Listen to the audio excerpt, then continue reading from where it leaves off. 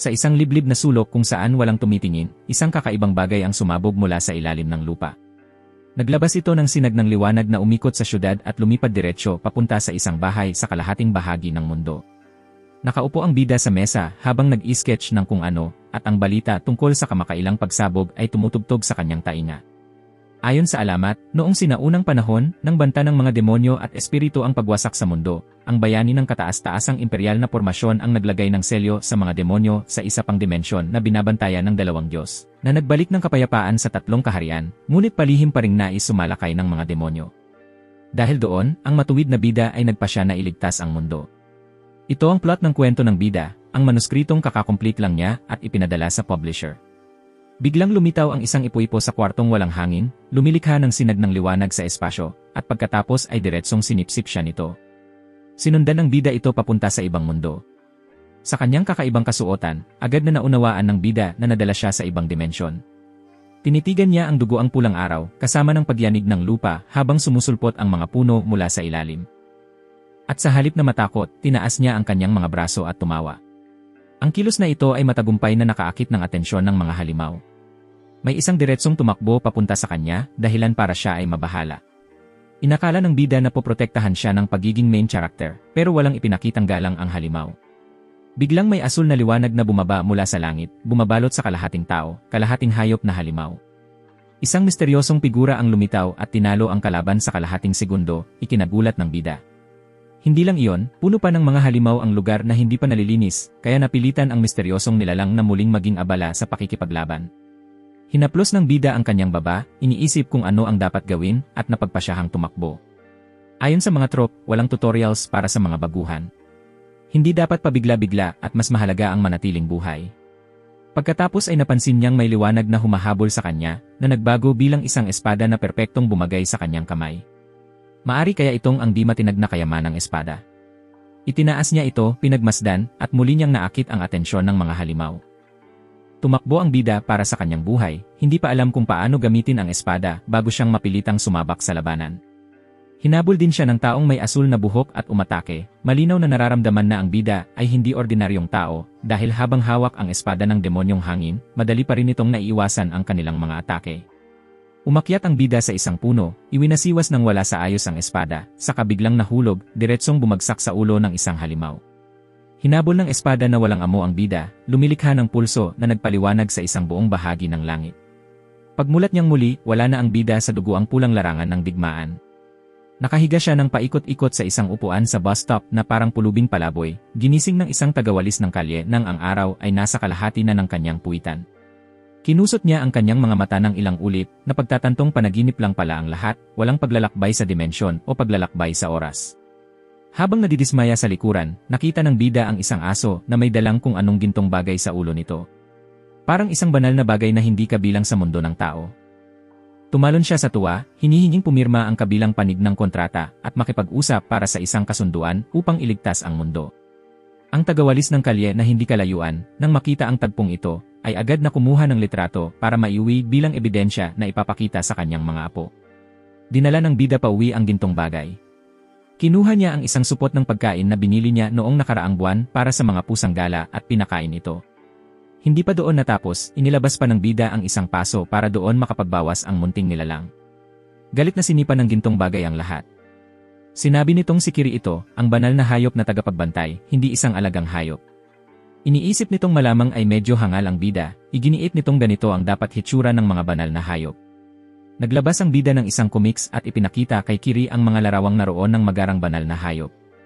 May pagkasuklam itong itinapon iyon, sinasabing bagaman kathang isip ang karamihan, ang mga demonyo at ang kanilang mga tauhang demonyong hangin ay totoong naiselyo sa ibang dimensyon ng kataas-taasang imperial na pormasyon. At si Kirikiri, ang banal na hayop na tagapagbantay, ang siyang nagpoprotekta sa tatlong kaharian sa loob ng 10,000 taon. Kagabi, kung hindi binigay ni Kiri sa kanya ang banal na trampol na espada, paano siya makakaligtas at makakaalis? Sa kasamaang palad, nitong mga huli, humihina ang selyo, at ang pagdaan ng mga demonyong hangin sa mga siwang ng espasyo para manira sa tatlong kaharian ay nagiging mas madalas. Tungkol sa mga siwang, iyon ay mga bagay na nabubuo dahil sa hindi matatag na enerhiya sa pagitan ng tatlong kaharian at ng ibang dimensyon. Pero tiniyak ni Kiri na napakaligtas sa loob. Kung tutuusin, isa siyang taong may makalangit na tadhana, nakakakita ng mga multo at espiritual na hayop na hindi nakikita ng ordinaryong tao, at may walang talong kapangyarihang iligtas ang mundo.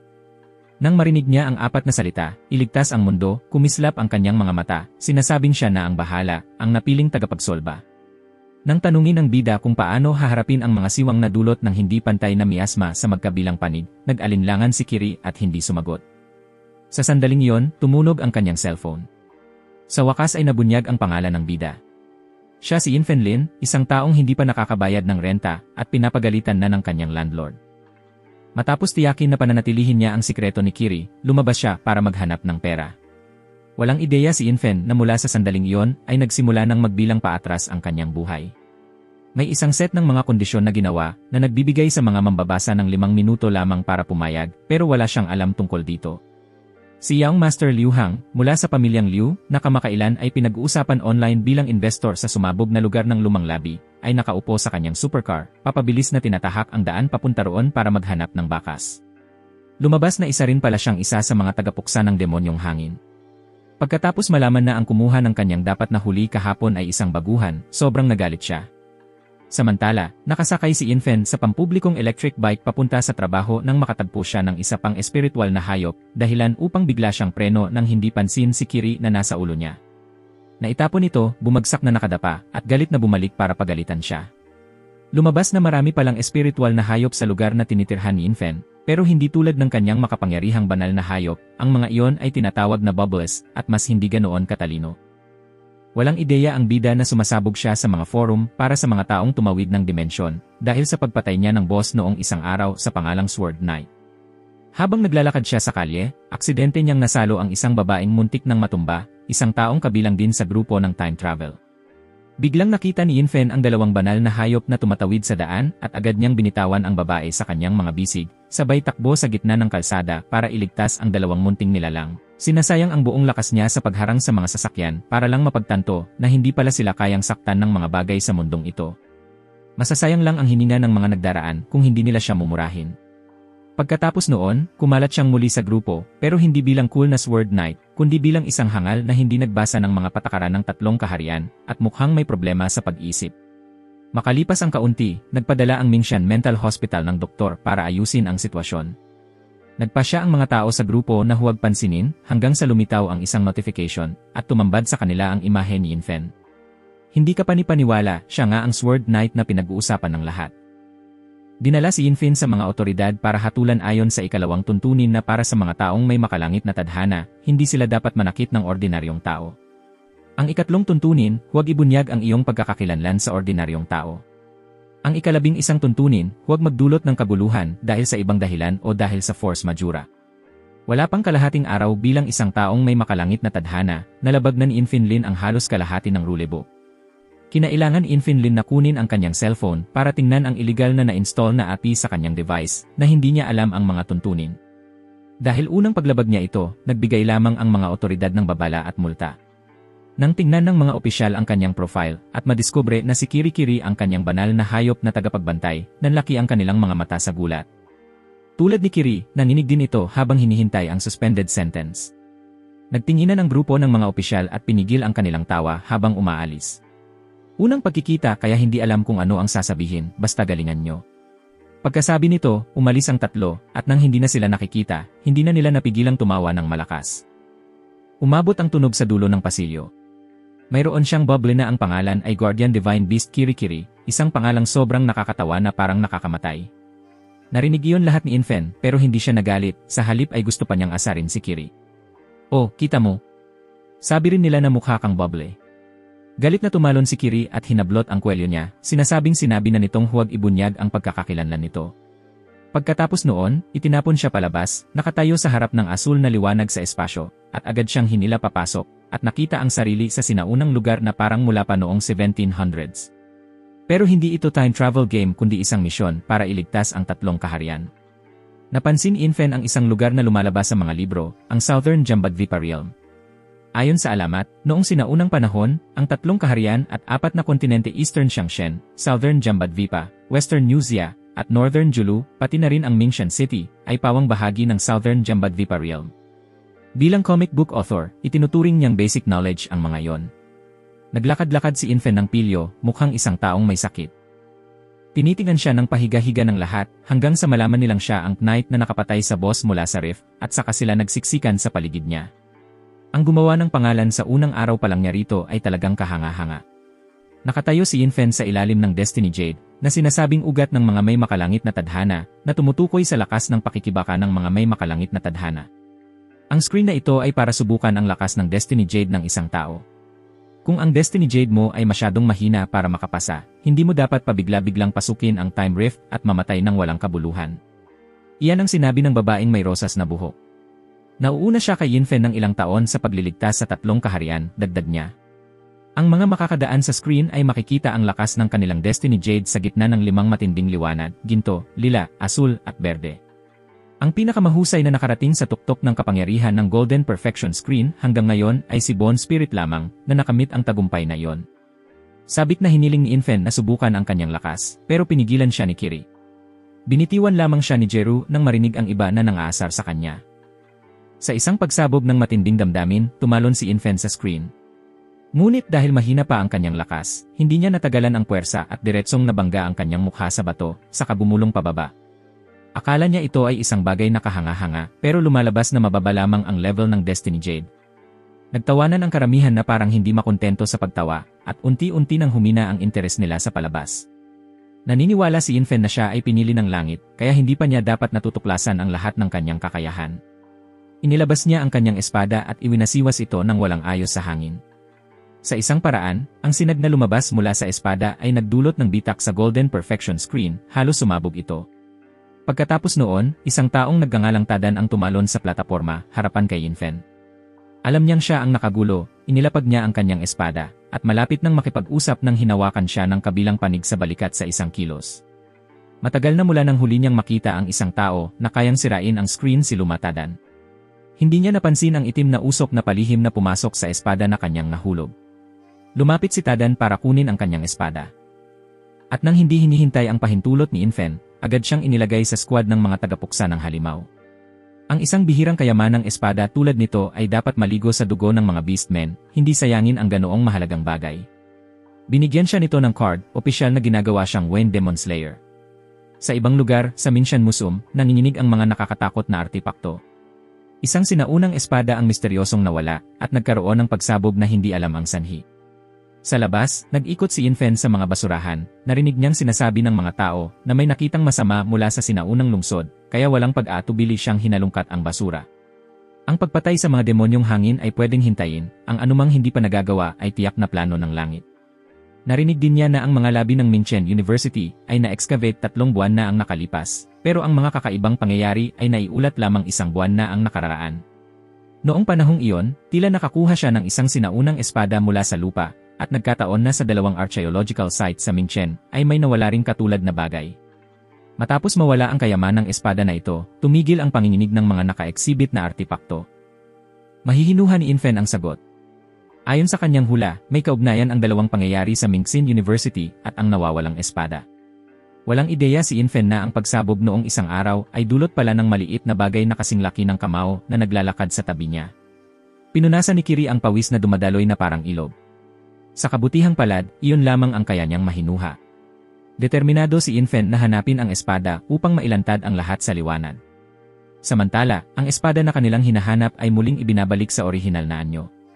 Matapos pagsamahin ang 2 sira, isang pulso ng enerhiya ang lumabas sa 4 na direksyon, dahilan upang magbago si Infant sa mismong lugar. Ang Time Rift ay lumitaw na kahina-hinala at walang batayan. Bagaman nagulat, hindi makakalimot si Infant sa kanyang misyon. Kailangan niyang mabilis na talunin ang mga halimaw na nagtatago sa loob ng saklaw ng bitak.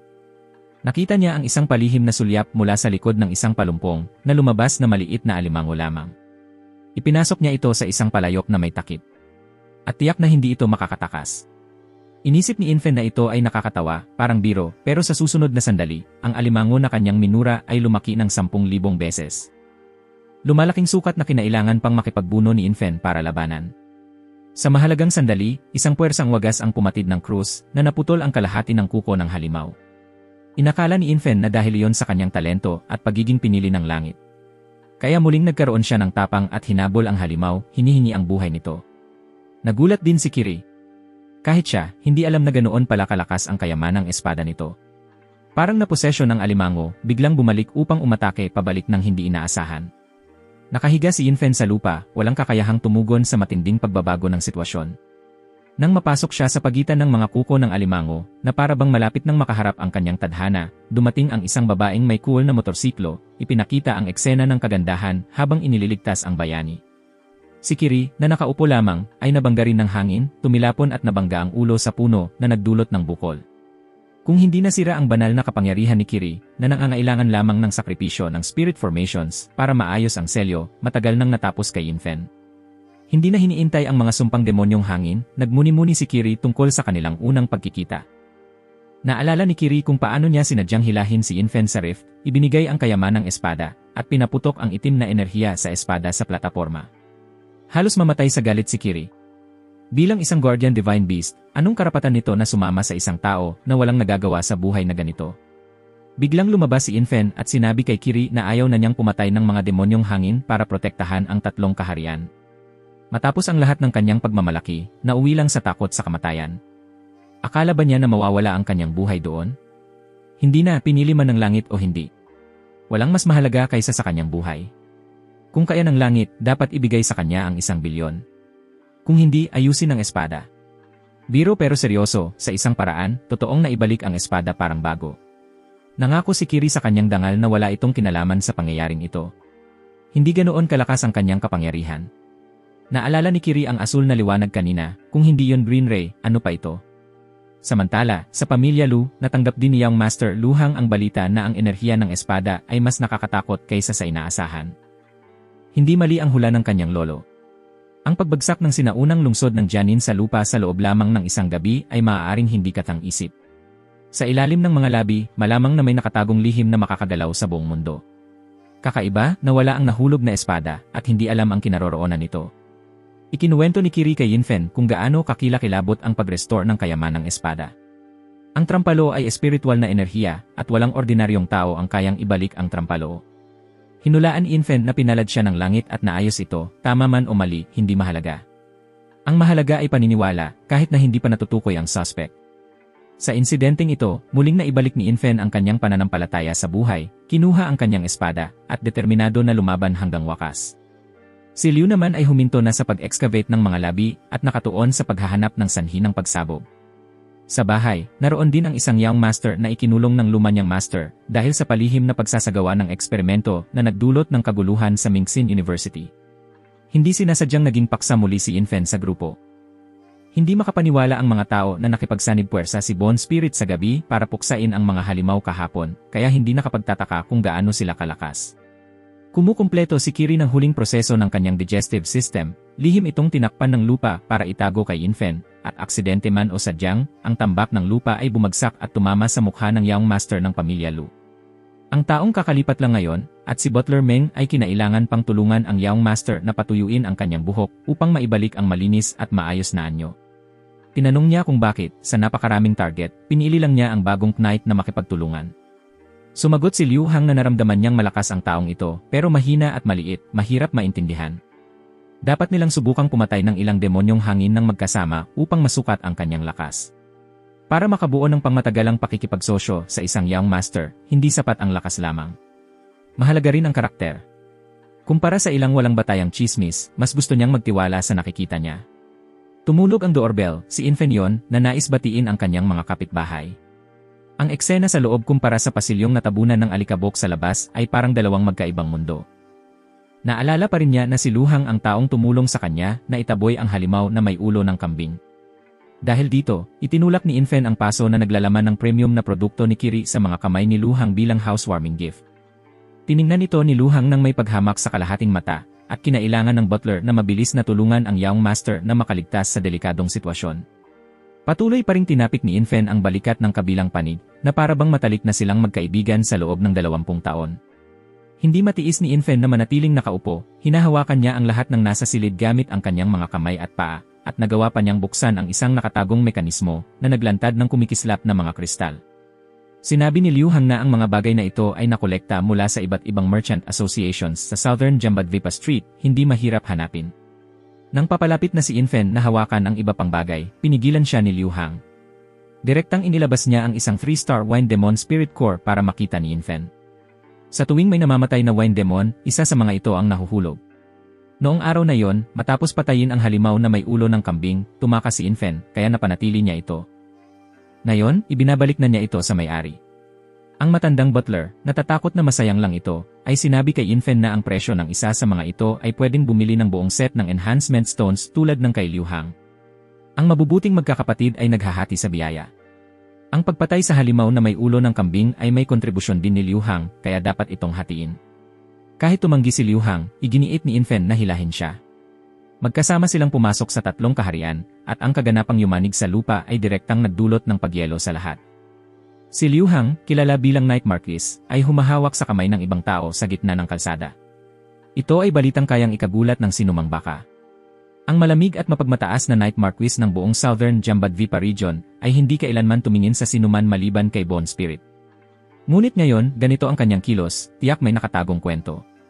Hinila ni Infan si Liu Hang papasok sa tindahan ni Old Ma para ibenta ang Spirit Pearl. Sa simula, nag-alok ang tindero ng 350 at nang makita si Infan na umiling, inakala ni Liu Hang na alam ng hangal na ito ang presyo. Ngunit nakita niya itong diretsyo na ibinaba sa 200. Hindi na makapagsalita si Liu Hang at kinailangan pang pumasok upang ayusin ang sitwasyon. Noong isang araw bago yon, bumili si Old Man ng 2-star Spirit Core sa 600 ginto, ngunit nag-aalok lamang ng 350 para sa isang first-class item. Namangha si Infan nang mapagtanto niyang naloko siya. Ang pagkakakitaan ng isang customer na hindi kasing talino ng iba ay problema ng tindahan. Tumango si Infan bilang pagsang-ayon, at lumipas ang kalahating minuto bago niya naisip na siya pala ang tinutukoy na hindi matalinong customer. Wala itong pinagkaiba sa pagtapik sa mukha, at pagkatapos ay nakatayo roon na pinupuri ang mahusay na martial arts. Pero salamat kay Liu Hang, hindi siya naloko dahil tumanggi si Liu Hang na tumanggap ng pera. Gusto ni Infan na pasayahin siya sa isang masarap na pagkain. Ang may-ari ng restoran ay isang tigre na may nakakatakot na anyo pero marupok ang kaluluwa. Tumanggi pa rin si Liu Hang na tumanggap ng kahit ano mula kay Infan.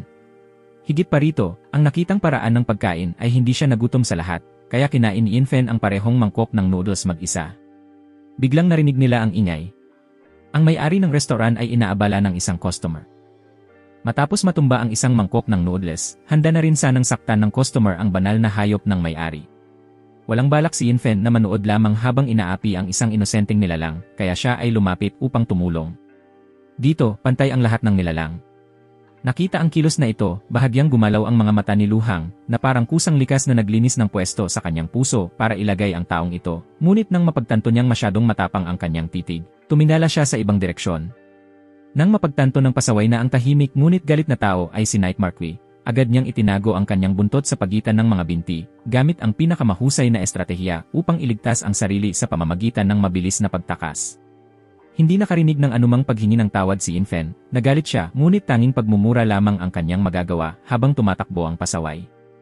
Yumuko ang may-ari ng restoran bilang pasasalamat sa kanyang katuwiran. Nagulat si Infan na kaya palang magsalita ang mga beast demons dahil ipinaliwanag ng may-ari na siya ay isang taong may makalangit na tadhana. Kamangha-mangha, pati ang mga hayop ay pinili ng langit. Lumapit ang mga maliliit na bubble spirits na tinatawag ding bao-bao kay Liu Hang nang makita nilang wala ng panganib. Marumi sila, medyo marumi ang itsura at tila kaawa-awa. Nagpasya si Liu Hang na umalis. Malakas ang impluwensya ng pamilya Liu sa loob ng 3 milya sa lahat ng direksyon. Sa 3 kaharian, mayroon ding lugar na tinatawag na Langfang Charity Fund na itinayo ng pamilya Liu. At sa tunay na mundo, mayroon ding Global Food Fund na inorganisa ng pamilya Liu. Naramdaman ni Kiri na ang isang taong handang maglakbay araw at gabi kasama ang isang hangal mula sa kanilang bahay ay tiyak na hindi maaasahang uri ng tao. Biglang lumitaw ang isang time rift at mabilis na pumunta si Infan at Liu Hang sa pinagmumulan ng kaguluhan at nag-transform upang makipaglaban. Sa harap nila ay isang Qilin Wind Demon na may espesyal na talento sa pag-iwas at sneak attacks. Nilikha ni Qilin ang isang whirlwind, halos na ipasok si Kiri dito. Sa kabutihang palad, nakareact si Liu Hang sa tamang oras, nakatayo sa harap upang protektahan ito, iniligtas ang buhay nito. Sa huli, nahila pa rin si Kiri na direktang bumangga kay Qilin. Tumigil ang halimaw sa paggawa ng bagyo at bumagsak si Kiri na mukhang labis na kaawa-awa. Handa na sanang umatake si Infen gamit ang kanyang espada, ngunit pinigilan siya ni Liu Hang. Kailangan nila ng maayos na plano sa labanan. Mabilis si Qilin at inutusan ni Liu Hang si Infen na gamitin ang sweeping army technique upang obserbahan muna ang kalaban. Ngunit hindi niya alam kung ano yon. Walang saysay ang labis na tiwala ni Liu sa kanya. Hindi niya alam ang simpleng operasyon. Patuloy na umatake si Qilin, nawawala ng isang taktika ngunit nagpapakita ng bago. Muling inutusan ni Liu Hang si Infen na umatake mula harap hanggang likod habang siya ay tututok sa baywang nito. Bago pa siya matapos magsalita, umatake na si Infen. Kailangan na lang nilang mag-adapt sa sitwasyon. Sabay silang pumasok, ngunit ginamit ni Qilin ang earth burrowing technique. Lalabas ito mula sa lupa sa anumang direksyon kapag hindi sila nakatingin. Biglang bumiyak ang lupa at tunay ngang may sumabog mula sa ilalim patungo kay Infen. Kahit papaano ay alam niyang gamitin ang espada. Hindi man siya tinamaan, itinulak niya ang lahat ng tubig diretsyo sa ulo ni Liu Hang. Abala siya sa pagbabantay kay Infen kaya nakalimutan ang iba pa. May isa pang kaguluhan sa ilalim ng mga paa ni Infen. Ginamit ni Liu Hang ang lahat ng kanyang internal strength upang lapitan siya, ngunit dahil hindi siya nakatingin. Si Infen, habang umatake, ay pinalipad din siya. Iniabot niya ang kamay upang hawakan ang laylayan ng damit nito, ngunit lalo lamang napalala ang sitwasyon. Hindi matiis, ipinikit ni Liu Hang ang kanyang mga mata, sinubukang supilin ang galit na umaakyat sa kanyang lalamunan. Lumabas si Qilin mula sa lupa at nakatayo sa isang puno. Si Infen, na gustong mag-ayos, ay sinabi sa kanya na iwanan na ito sa kanya. Ano ang nangyayari? Dapat si Liu Hang ang nagsabi ng linya na yon. Lalo lamang siyang nagalit, nilabag niya ang panganib para iligtas siya, ngunit siya pa ang minamaliit. Hindi maintindihan ni Infen kung ano ang mali sa kanyang sinabi, malinaw na nag-aalala siya para sa kabilang tao. Hindi alintana ni Qilin ang argumento ng dalawa, diretsyo itong umatake, ngunit natalo sa dalawang galaw ni Infen. Kinilala ni Liu Hang ang kakayahan nito sa labanan, umaasang sa hinaharap kapag naging teammates sila, magsasanay si Infen ng kanyang defensive skills. Nang marinig ang salitang teammates, lumiwanag ang kanyang mga mata, iniisip na nais ng kabilang tao na sumunod sa kanya at suportahan ang kanyang laban. Tinapik niya ang balikat nito, sinasabing kailangan lang niyang magsanay ng kaunti pa upang palakasin ang kanyang lakas. Umuusok ang dugo ni Liu Hang. Ipapakita niya sa kanya kung ano ang galit ng Young Master. Kakaupo pa lang ni Qilin, hindi pa kayang kontra-atake, nang mahuli ito ng kapangyarihan ni Liu Hang. Yumuga ang buong lungsod, at agad binaliwala ni Infen ang kanyang mga naunang sinabi. Si Liu Hang ang pinakamahusay. Binigyan ni Liu Hang si Infen ng isang libro na may ilang teknik na maaari niyang pagpraktisan sa kanyang libreng oras. Dinala si Kiri upang magsanay araw at gabi. Iniisip nitong malapit na itong mamatay. Sinabi nito na hindi niya kailangang pagpraktisan ang mga karaniwang teknik na ito dahil si Infen ang pinili ng langit. Alam niya iyon, ngunit ngayon may kasama siya at kailangan niyang matutunan ang higit pa sa instinctual moves upang makipagtulungan at maprotektahan ang iba. Tumawag ang matyagang scriptwriter at ang tila magandang balita ay nauwi sa murang puri. Kung hindi siya makapagsumite ng maayos na draft bago tanghali bukas, dapat siyang maghanda na mag-empake at umalis. Biglang naalala ni Infen ang mga wine demons at nagkaroon ng ideya. Kinuha niya ang kanyang bag at tumakbo pauwi. Kahit na kinilala ni Liu Hang ang kakayahan ni Infen, nag-aalangan pa rin siya sa pakikipag-team. Isang matapang pero walang muwang na tao na palaging inilalagay ang sarili sa panganib, ngunit iginiit na siya ang team leader. Sabi ng butler, iwanan na lang sa kanya ang bagay na ito. Biglang nag-notify ang kanyang telepono ng isang mensahe, at nang buksan niya ito, sobrang galit ni Liu Hang na itinapon niya ang telepono diretsyo sa fish tank. Lumabas na si Infen, na hindi kontento sa kanyang bahagi, ay muling iguhit ang kwento nila at ipinadala ito sa publisher. Hindi lang iyon, kundi ang background image ay si Liu Hang na winalawala ang buntot niya na parang aso para sa kanya. Ngunit sa magandang bahagi, na-update ang kanyang kwento, at patuloy na dumarami ang bilang ng followers. Sobrang tuwa ni Infen na nagising siya sa kalagitnaan ng gabi upang sumayaw, kaya walang takot niyang isinama si Bon sa kwento. Mabilis siyang nagmamaneho sa kalsada habang nagde-deliver ng mga package, tumatawa at kumakanta, nang bigla niyang marinig ang may humihingi ng tulong sa isang maliit na eskinita. Nang tumingin siya, nakita niya ang isang binata na inaapi ang isang maliit na babae. Hindi iniintindi ang magiging kahihinatnan, agad na tumakbo si Infen at sinipa ng malakas ang kalaban. Nang makabawi siya sa sarili, napagtanto niyang wala namang masamang tao dito. Isang film crew lang pala ang nag-shoot at siya ang nakagulo. Ang kabuang pinsala at iba pang gastusin ay umabot sa higit sa 40,000. Napaloko siya sa sobrang halaga nito. Ang actress ay nag-check ng kanyang telepono para sa delivery updates nang matuklasan niyang ang delivery person niya ang pasaway na ngayon ay naipit dito. Nalaman din ni Infant ang problema. Ang package na dapat niyang i-deliver ay matagal nang nakahiga sa lupa. Tanggap na ni Infant ang isang 1-star rating, ngunit hindi iyon ginawa ng kabilang panig.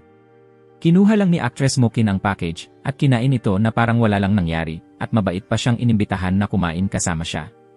Biglang bumangon ang malakas na hangin at muling lumitaw ang time rift. Hindi na iniintindi ni Infant ang nasa likuran, agad siyang tumakbo sa pinangyarihan, hindi alam na may mga mata na patuloy na nakamasid sa kanya. Malakas na yumanig ang lupa, at sa loob ng time rift, lahat ay nabahiran ng kulay na blood red.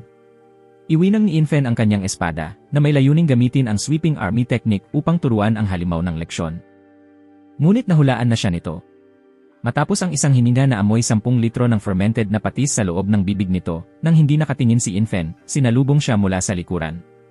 Handa na sanang umatake muli gamit ang kanyang teknik ng gamitin ng halimaw ang kapangyarihan nito upang mahigpit siyang ipit. Hindi makagalaw, nagtago si Kiri sa likod ng puno, hindi natatakot ngunit masaya pa dahil malapit nang maibalik ang selyo. Habang nagdiriwang ito sa loob, dumaan ang isang sinag ng liwanag. Nagpakitang gila si Bone Spirit upang iligtas ang gwapong lalaki na naipit sa kamay ng mababang nilalang. Kamangha-mangha itong katulad ng opening ng mga kilalang romantic dramas, ngunit may reverse genders. Ang buong proseso ng pakikipaglaban nito ay naitala at na-livestream ng isa pang taong may heavenly mandate na nagtatago sa mga palumpong. Humanga ang lahat sa kanyang kakayahan sa labanan.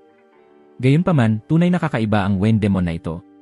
Kahit na tinalo ito hanggang sa nahilo pati ang mga manonood, tila hindi pa rin ito apektado. May partikular itong pangalan, Yaksha, na may rating na 5 stars, na nagpapaliwanag kung bakit napakahirap nitong talunin. Nakita ni Infant na malinaw siyang pinili ng langit, ngunit hinayaan ang iba na lumaban para protektahan siya, na nakakahiya. Nakawala siya mula sa mga bato na humahadlang sa kanya at ginamit ang sweeping army technique upang hiwain ang Yaksha. Akala niya, natalo na niya ito at buong pagmamalaki niyang tiningnan si Bone Spirit upang magpakitang gilas. Madalas gantihan ng langit ang mga nagmamayabang ng maaga, tulad ni Infant, sa pamamagitan ng mga pangyayaring nagpapabago sa inaasahan. Hindi pa rin nakalog out ang Yaksha, tumalon ito upang umatake sa kanya, at muli, si mabilis isip na Bone Spirit ang nakareact sa tamang oras upang iligtas ang kalahati ng kanyang buhay. Ngunit isang pangyayari na lampas sa kontrol ang naganap. Kumontrol ang espada ni Infant sa sarili nito at tinusok si Bone Spirit ng diretsyo, dahilan upang mahulog siya mula sa kanyang posisyon sa spellcasting sa gitna ng hangin. Ang buong espada ay nagliwanag sa kapangyarihan ng green light. Ngayon, kailangang labanan ni Bone Spirit ang Yaksha habang iniiwasan ang mga atake ni Infant. Napilitan siyang itali ito hanggang sa maresolba ang sitwasyon. Matapos ang tuloy-tuloy na pagcast ng spells, sa wakas ay nawala ang Yaksha kasabay ng time rift at bumalik ang lahat sa orihinal nitong anyo. At inalis ni Bone Spirit ang kanyang disguise na ipinakita ang kanyang tunay na katauhan bilang Actress Mokin. Lumapit si Infant kay Liu Hang upang makipag-usap at inis niyang itinapon ang kanyang comic book sa mesa. Sabi ni Liu Hang, una, hindi siya ang team leader, at pangalawa, pangit ang mga guhit, sino ba ang nakakaalam ng mga kalokohan na yon? Ngunit hindi ito nakarating sa isip ni Infant. Naalala niya ang sandali ng matanto niyang si Mokin pala ang Bone Spirit. Nagpatuloy si Infant sa pagiging walang konsiderasyon, hiningi sa kanya na maging combat assistant. Hindi matiis ni Mokin, pinapalo siya, sinasabing hindi niya gusto ang aso, mga nakasasakit na salita, ngunit hindi ito naintindihan ni Infant, at lumapit kay Liu Hang upang humingi ng payo sa pag-unawa sa iniisip ng mga babae.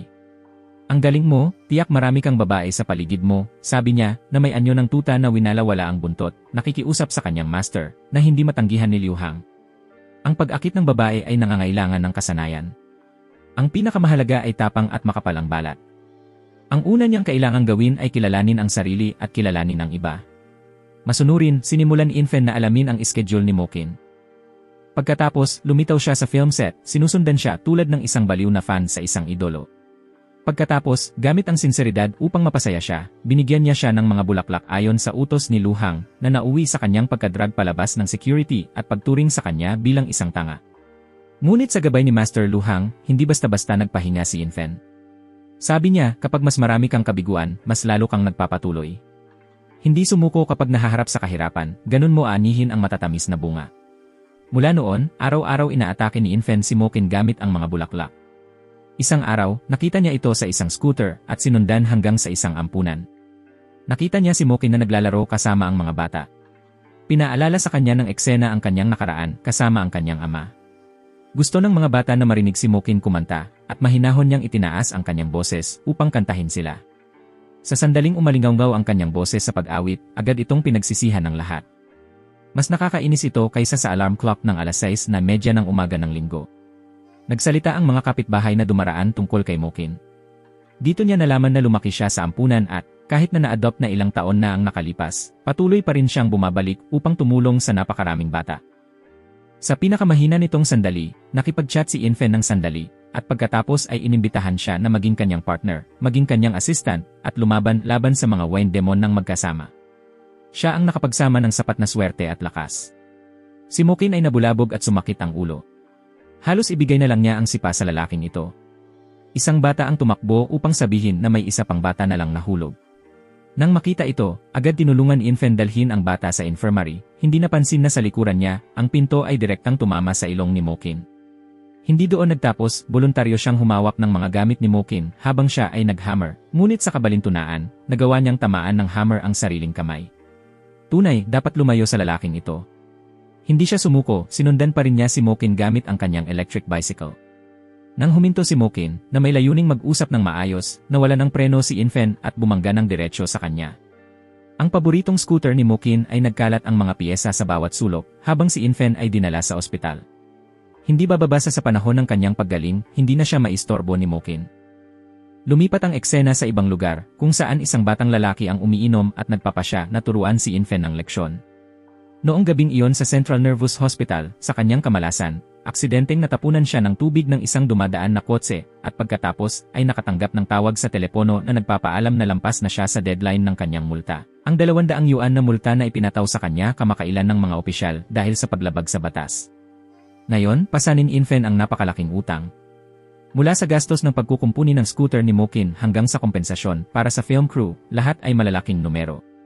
Akala niya, maaari niyang bayaran ang utang gamit ang kanyang soon-to-be-published comic, ngunit tumawag ang scriptwriter upang sabihing tinanggal ang kanyang gawa dahil sa plagiarism. Imposible, siya mismo ang sumulat nito. Sa sandaling iyon, lumitaw ang isang time rift. Nasa pagitan si Infant ng dalawang pagpipilian, maging isang mahusay na comic author, gumagawa ng kapaki-pakinabang na gawain araw-araw, o iligtas ang mundo. Sa dulo, pinili niya ang huli. May isa pang yaksha na umatake sa may-ari ng noodle shop mula noong una, dahil siya rin ay pinili ng langit. Sinabihan Infant ang kalaban na tumakbo agad. Halos sumunod ang tigre ngunit biglang nagbago ng isip at nanatili. Ipinagpag ng yaksha si Infant na tumama ang ulo sa silungan ng tigre at nagpatuloy sa pag-atake. Matalinong nakaiwas si Infant sa atake at naputol pa ang braso ng yaksha. Sa sandaling ihahanda niyang tapusin ito sa isang hampas, hinarang ng halimaw ang kanyang espada gamit ang natitirang kamay lamang. Kinailangan Infant humingi ng tulong sa tigre na nagtatago sa likod ng truck. Sa wakas, pumayag itong tumayo at lumaban, ngunit ang buong katawan ng yaksha ay kasing tigas ng bato. Isang suntok ang direktang tumama sa gitna, at parehong natapon sila pabalik, habang ang naputol na braso ng halimaw ay agad gumaling. Muling umatake si Infant, at lumipat sa soul destruction technique, na nagdulot sa yaksha na mahati sa maraming piraso. Hindi namatay ang halimaw, nag-regenerate ito at lumaki pa ng doble kaysa dati. Ayon kay Luhang, ang tunay na anyo nito ay ilusyon lamang, pagpatay nito ng kahit ilang ulit ay walang silbi. Ang pakikipaglaban mag-isa ay hindi kailanman matalinong plano. Lumabas na ang bahay ni Infant ay binili na ng lubusan niya na iniiwan siyang walang takas. Gusto ni Butler Ming na ang kabilang partido mismo ang lumapit at humingi ng tulong sa Young Master. Medyo hindi sang-ayon si Luhang sa puwersahang paraan na ito, ngunit bago siya makapagsalita, nag-notify ang kanyang telepono tungkol sa laban ni Infant sa yaksha. Hindi rin nanatiling nakaupo si Mokin, agad niyang pinatakbo ang kanyang sasakyan upang sumuporta. Mabilis ang sitwasyon, tatakbo muna sila at saka ay unawain ang mga nangyayari. Gumalaw ng mabilis si Infant, nakakaiwas sa mga atake ng kamangha-mangha, pinapanatili ang kanyang kaunting buhay. Ngunit hindi pa siya masasabi na ligtas dahil walang humpay ang paghabol ng yaksha sa kanya. Natamaan si Infant ng isang lumang patibong na naisil sa ilalim ng lupa, naghihintay ng kamatayan. Isang napakalaking bato ang bumagsak patungo sa kanya sa nakakalitong bilis. Wala sina Luhang o Mokin na nakapag-react sa oras. Sa sandaling inakala nilang tapos na, milagrosong bumangon si Infant mula sa mga guho. Iniwan man niya ang kanyang manuscript para pumunta rito, determinado si Infant na huwag sayangin ang lahat. Kung hindi ito mamamatay kahit gaano sila lumaban, siya na ang magpapabagsak nito sa abo. Sa isang hampas lamang, napatingin si Luhang nang nagulat. Ang yaksha ay naging usok at nawala. Hindi nagtagal si Bone Spirit, agad itong umalis pagkatapos. Tumakbo si Infant pauwi sa bilis ng demonyo at nakita si Kiri na nakaupo sa kanyang computer. Sa kabutihang palad, buo pa rin ang bahay, walang nawala. Tumawag muli ang landlord, ngunit sa halip na pagsabihan siya, sinabi nitong may nagbayad na ng renta para sa kanya. Pagkatapos, iniulat din ng scriptwriter na ang issue ng plagiarism ay isang simpleng hindi pagkakaintindihan lamang. Bumalik sa normal ang buhay ni Infant na para bang walang nangyari.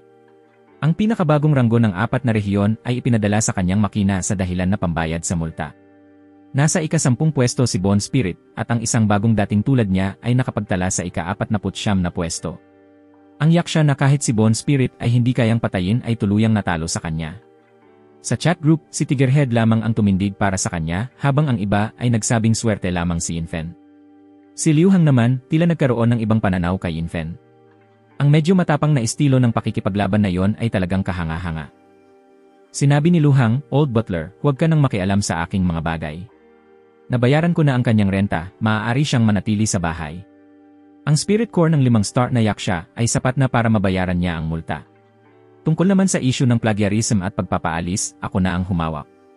Ngunit may ipinaliwanag si Old Mang. Ang moving company ay hindi inupahan ng bata. Totoo, hindi siya ang may sala, kundi ang batang nakatira sa isang high-rise malapit sa Mingshan relic site, na siya ring nag-ayos ng espada ni Infant at nagbukas ng special rift.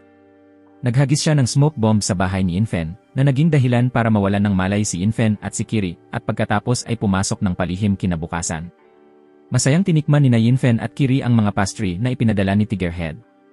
Maaaring mukhang matapang ang tiyo, ngunit may kaluluwa siyang parang batang babae. Pumasok si Infant sa Three Realms, hindi alintana ang mga mapanuring mata ng mga tao, habang nakikipag-chat ng mainit kay Tigerhead. Sinabi ng tiyo na mayroon din siyang maliit na kasama tulad ni Kiri na ang pangalan ay Tinglam. Naputol ang kanilang pag-uusap ng bastos na chismis. May nagsabi na si Tigerhead ay isang tagasunod. Ngunit nanatiling tahimik ang tiyo, hindi sumagot. Hindi rin magpapahinga si Infant. Tumayo siya upang ipagtanggol ang kanyang mabuting kaibigan na nakapagpaalis sa mga salarin. Sa totoo lang, ilang araw na ang nakalipas sa live broadcast, napansin ni Tigerhead na medyo kakaiba ang kanyang espada, posibleng pinasukan ng halimaw at pinaalalahanan si Infant na mag-ingat. Kamakailan, nakikipagmensahe siya sa isang batang babae na tagahanga ng kanyang comics.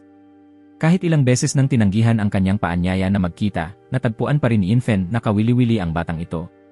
Naabot ng kanyang comics ang milestone na 10,000 views.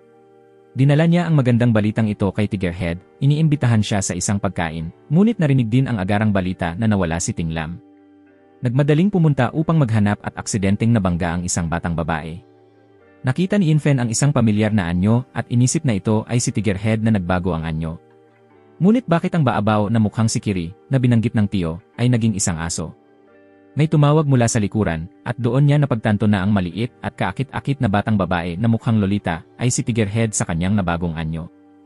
Sa lahat ng oras, napagtanto na si Tigerhead na halimaw ay gumagamit ng voice changer dahil sa anyong malaking tigre na may banayad na tinig na parang batang babae na naging dahilan kung bakit naisantabi si Tigerhead. Tinawag siya ng mga tao na effeminate uncle. Samantala, si Tinglam ay nawala malapit lang. Natagpuan din ito ni Tigerhead, kilala rin bilang Muya, sa lugar ng pagsabog ng arkeolohikal na labi sa Mingshan University. Anong pagkakataon, si Kiri rin ay nagmula doon. Biglang narinig nila ang tunog na parang lindol. Sinabi ni Muya na nagmumula iyon sa Great Crane Tower, ang gusaling iyon sa malayo. Ayon sa alamat, matagal nang pinipigilan ng Great Crane ang mga demonyo sa loob ng 10,000 taon, paminsan-minsan, ay nagpapalabas ng malalakas na ungol, ngunit sa katotohanan, ang nakakatakot na tunog ay hangin lamang na dumadaan sa Tor. Ngunit sa pagkakataong ito, medyo kakaiba ito, ang sigaw ay matalim at medyo nakakatakot. Biglang sumabog ang Tor, isang malakas na hangin ang bumalot sa pasukan at isang kakaibang itim na usok ang lumitaw. Doon niya napagtanto na ang kanyang espada ay nawala ng walang bakas. Hinawakan Infant ang kamay ni Muya at tumakbo. Nang makuha niya ang kanyang espada, agad niyang sinabi kay Kiri na protektahan siya habang siya ay nakikipaglaban mag-isa. Ngunit may kakaiba, pakiramdam niya ay mabigat ang buong katawan at siya'y itinapon ng halimaw. Natakot na baka masaktan si Muya, pinilit pa rin niyang itulak siya sa gilid at tanggapin ang suntok sa sarili. Habang bumabagsak, patuloy siyang mumura at pinapayo na tumakbo agad si Muya. Hindi na matiis ni Muya, si Infant ang kanyang kauna-unahang kaibigan, at hindi niya hahayaang masaktan ito. Sa wakas, inilabas ni Tigerhead ang buong kapangyarihan. Ipinakita ng tigre sa halimaw ang ganap na kapangyarihan. Sa pamamagitan lamang ng ilang simpleng galaw ng espada, matagumpay niyang natalo ang kalaban. Sa sandaling ito, tumakbo si Tinglam mula sa mga palumpong. Si Luhang ay humarap sa batang siyang ugat ng lahat ng kabuluhan, na lumalabas na siya ang pangalawang batang Panginoon ng pamilya Lu. Ang espada ni Infin ay isang bagong parasitikong nilalang mula sa sinaunang berdeng liwanag na espada. Ang itim na anino ay isang uri ng nilalang na nakorod ng berdeng liwanag at nagbago, kaya't ang buong kaguluhan ay sanhi ng sinaunang espada. Nilista ni Liu Hang ang mga kasalanan ng bata, at syempre, itinanggi nito ang lahat. Walang pahintulot na pagkuha ng sandata ng iba para sa eksperimento, ang parusang pagkakulong ay masyadong magaan. Nagising si Infin mula sa isang bangungot, halos tumalon palabas ng bintana. Buti na lang, binangga ni Muyer ang pinto sa oras, kahit hindi naman kailangan ng ganoong kadramatik dahil unang palapag lang iyon. Dinala siya sa Internal Medicine Hospital ng Mingxin dahil sa pinsala sa utak. Hindi ba ito si Dr. Nana, yung laging uma-order ng takeout tapos sisigaw sa bahay? Dahil magkakakilala naman sila, sinabi niyang tanggalin na ang pumipintig na wire na yon dahil mukhang weird. Tumanggi si Nana. Mas malala ang pinsala mo kaysa iniisip mo, may mga guni-guni at tendensyang magpakamatay. Dapat ko ba kitang pakawalan para tumalon ka ulit? Wala ni Katiting na kagustuhan si Infin na mamatay, tiyak na may maling akala lang. Si Muya ang sumagot para sa kanya, kaninang umaga, habang naglilinis siya sa kwarto nito, aksidenteng nakita niya ang search history ni Infin, puno ng mga paraan para mamatay ng walang sakit. Mayroon ding mga gamot na nakakalito at nakakaapekto sa paraan ng pagpapadala ng mga signal ng nerbiyos. Ang pag-inom ng sobra ay magdudulot ng kabagalan, may mga side effect na sobrang antok at mabilis na tibok ng puso. Kapag na-trigger ito sa gitna ng laban, mawawala ng buhay ang katawan. Nakakapanibago, sa panahong ito, mayroon pa ring naniniwalang kayang pumatay ng mga puppet na walang kaluluwa. Maaaring hindi alam ni Infin ang mga bagay na ito, pero nasa palad na ni Kiri ang lahat dahil ito ang tunay na salarin. Alam ni Nana ang tungkol sa kanyang comic at pati na rin na naghahanap siya ng mga kakampi, kaya inalok niya ang pakikipagtulungan. Pero gusto niya na ang mga kasama niya ay talagang malalakas. Dahil minamaliit siya, inutusan ni Nana si Moya na bantayan ang lalaking may problema sa pag-isip saka umalis. Isang health report para sa isang taong nagngangalang Tego ang dumating. 20 taong gulang siya pero parang may kalusugan ng 80 taong gulang. Hindi ka pa ni paniwala. Kapag pinauwi siya ngayon, baka isang buwan na lang ang kaya niyang itagal. Akala ni Moya na report iyon ni Infan at inisip niyang gusto nitong tapusin ang buhay dahil dito. Napuno ng luha ang kanyang mga mata at gusto na niyang umiyak. Bumalik siya para tanungin kung mayroon ba siyang huling-hiling na gusto pang tuparin. Pagkatapos, nakipag-ugnayan si Muya kay Bone Spirit para tulungan itong hikayatin na sumali sa team, pero hindi ganoon kadali pagkatiwala ni Mokin, kaya diretsong binura ang mensahe ni Infin. Sa huling araw ni Infin sa ospital, yumuko si Muya at nakiusap kay Luhang na bahagyang patawarin siya. Pagkatapos, nagdao sila ng isang party sa kanyang bahay. Kumain si Infin hanggang sa mapuno ang kanyang tiyan. Ilang sandali pa, dumating si Mokin sa kanyang super cool na motorsiklo sa gate. Doon lamang nalaman ni Muya kung sino talaga si Bone Spirit. Kaya, kumpleto na ang team at nag-toast sila ng sabay-sabay.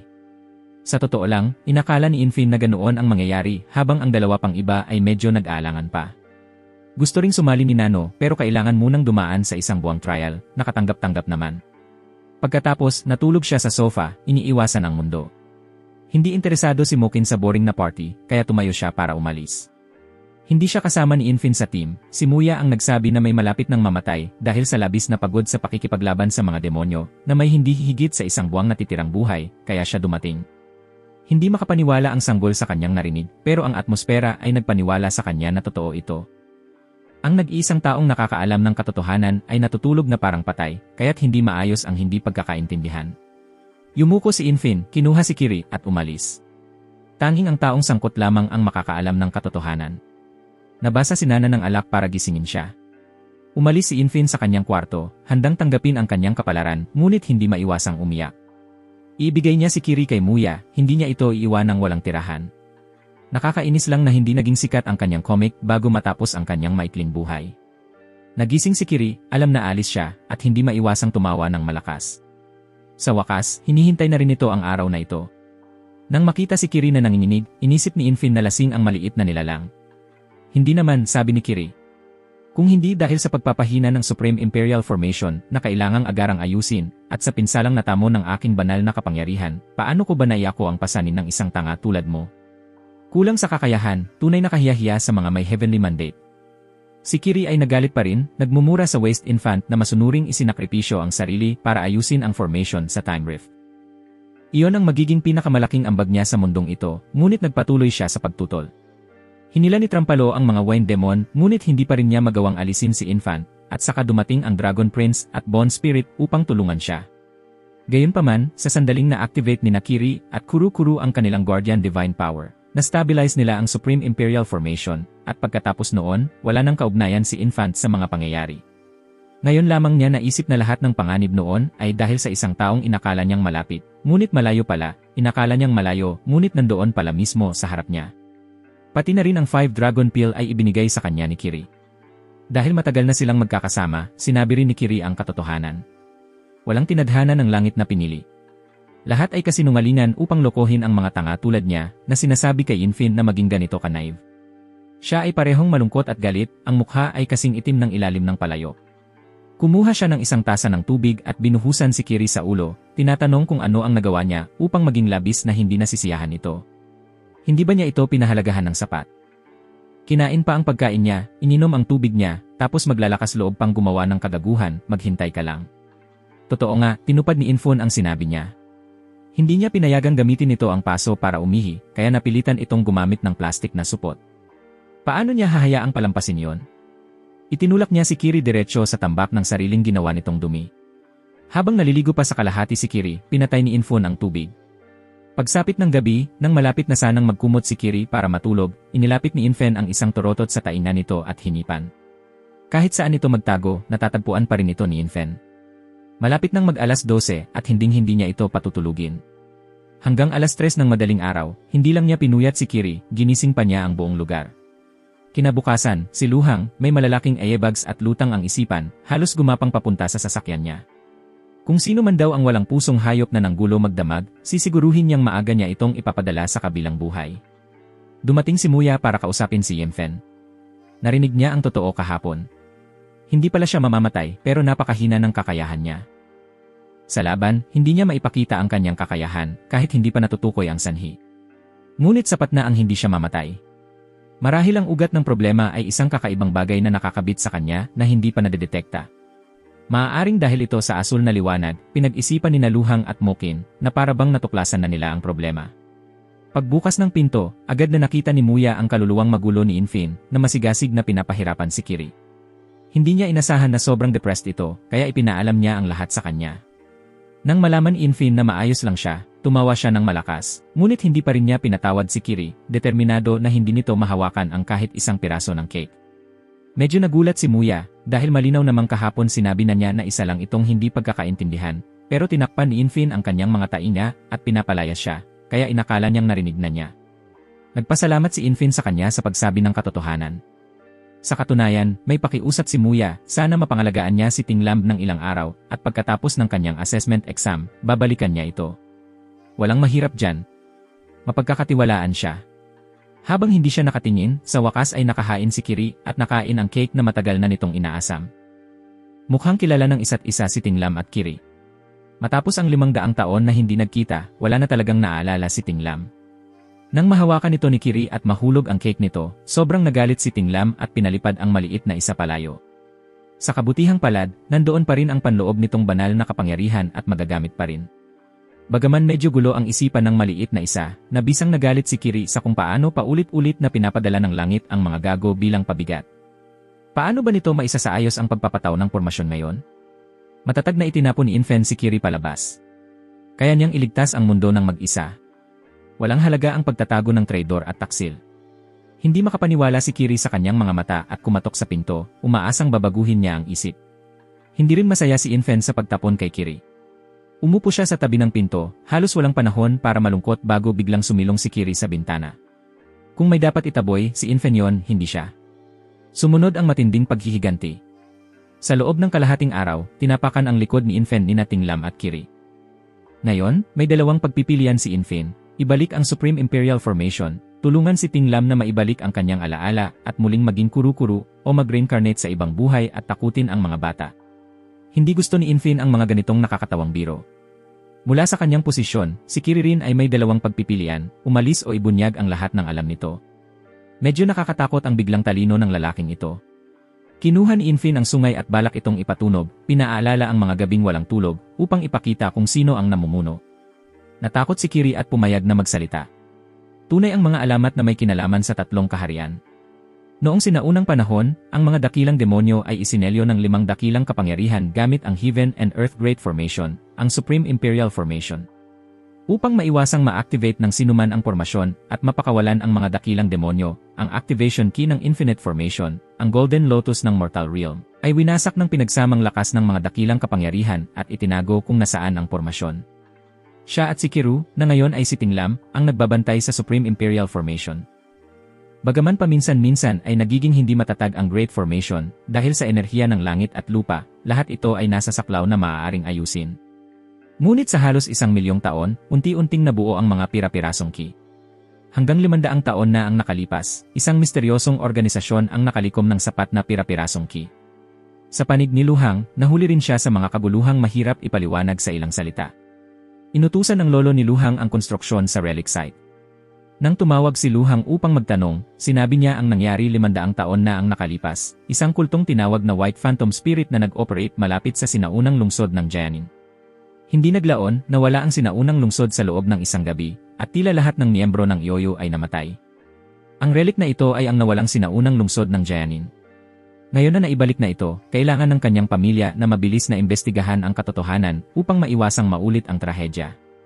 Ipagpapatuloy ang kwento ni Kiri, pinangangalagaan nito ang Supreme Imperial Formation, kasama si Kuru, nagsusumikap na pigilan ang Phantom Spirit, ngunit ang kapalit na binayaran ay labis ding masakit. Ang pagsabog malapit sa Mingshan University ay bahagyang gawa nila. Biglang nagliwanag ang espada, na biglang yumanig ng malakas. Kinailangan Infin na habulin ito upang hawakan, na nagresulta sa pagkahulog niya mula sa kalagitnaan ng ere patungo sa lupa, at nawalan ng malay. Naalala ni Kiri ang mga araw na magkasama sila, at nagpasya na huwag samantalahin ang sitwasyon. Ang usapin tungkol sa pagpatay kay Infin ay maaaring ayusin ng dahan-dahan. Tiningnan nito ang kanyang Destiny Jade. Kakaiba, ito ay nasil. Kinabukasan, kailangan muli ni Infin na suriin ang kalidad ng kanyang Destiny Jade.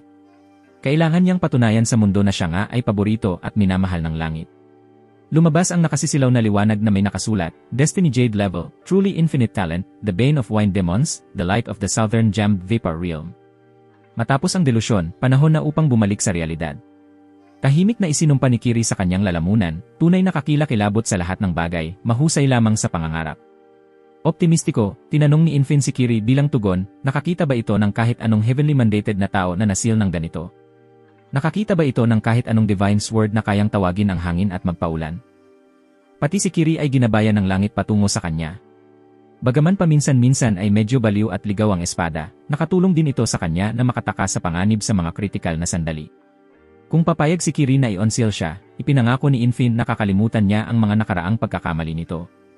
Hindi pa posible ang ganap na pag-onseal, ngunit nagsimulang humina ang selyo. Kailangan lamang niyang lumaban at mas marami pang hadlang ang sirain. Sa ngayon, kailangan niyang iguhit ang mga pangyayaring ito at ilagay sa kwento. Si Liu Hang ay patuloy pa rin sa pakikipag-usap sa kanyang lolo.